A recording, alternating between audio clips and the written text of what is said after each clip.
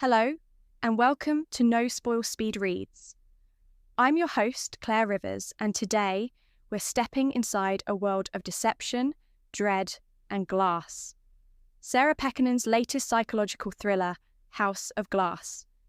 If you've ever wondered what secrets might be lurking behind pristine windows and manicured lawns, buckle up, because this one's going to leave you questioning everything. Let's start with the setup, shall we? The story revolves around the wealthy Barclay family, whose perfect image shatters, quite literally, when their young nanny, Tina, falls to her death from a third-story window. From that moment, the family's world spirals into a dark and chilling abyss. Enter Stella Hudson, a court-appointed attorney tasked with determining what's best for the family's 9-year-old daughter, Rose, who witnesses Tina's fall and stops speaking. Right away, Stella senses that something is deeply wrong. The Barclay mansion, a grand and historic estate in Washington, D.C., feels less like a home and more like a living entity, pulsing with hidden menace. Every glass surface has been replaced with plastic, a curious detail that hints at a family desperate to protect themselves. But from what or who? Pekkanen's storytelling is like stepping onto a polished floor with cracks just beneath the surface. You know it's going to give way. You just don't know when. Now, let's talk about the players in this twisted drama, because Pekkanen's characters are as intricate and layered as the mansion itself.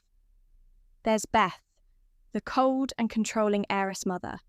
Ian, the charming but flawed landscaper father. Harriet, Ian's fiercely protective mother. And, of course, Rose, the brilliant yet troubled child who collects sharp objects. And let's not forget Stella herself. As she digs into the case, uncovering lies, betrayals, and buried trauma, she becomes just as much a mystery as the family she's investigating. Stella's own past, a childhood trauma that left her mute for months, comes back to haunt her, blurring the lines between objectivity and obsession. Pekkanen doesn't just keep you guessing about the mystery, she keeps you questioning the characters' motivations at every turn. Are they protecting Rose, or hiding something far more sinister?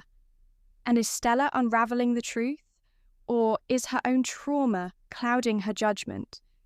It's a psychological minefield, and every step feels more precarious than the last. What elevates House of Glass beyond your typical domestic thriller are its deeper themes. Pekkanen explores the long shadow of childhood trauma, the lengths we'll go to protect our loved ones, and how our perceptions can be so easily manipulated by fear and bias. Stella and Rose's shared experiences create a poignant, if unsettling, mirror. As Stella's past begins to overlap with her present, you're left wondering, is history repeating itself? Or is Stella's own trauma causing her to see ghosts where there are none? It's this constant interplay between reality and perception that makes the story so compelling and so unsettling. Now, let me warn you, House of Glass isn't a roller coaster ride. It's a slow, deliberate ascent into tension and unease, like climbing a staircase where every step creaks louder than the last. Pekkanen's prose is lush and atmospheric, painting the Barclay mansion as both a sanctuary and a prison. But just when you think you've pieced it all together, Pekkanen pulls the rug out from under you with a twist that will leave your jaw on the floor. The final act is a masterclass in suspense, and trust me, you won't see it coming. All right, it's time to put House of Glass through the nightlight necessity scale.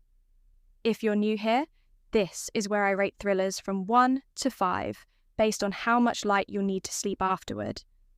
A 1 means you'll sleep like a baby. A 5 means your home will rival Times Square. For House of Glass, I'm giving it a solid 4 out of 5.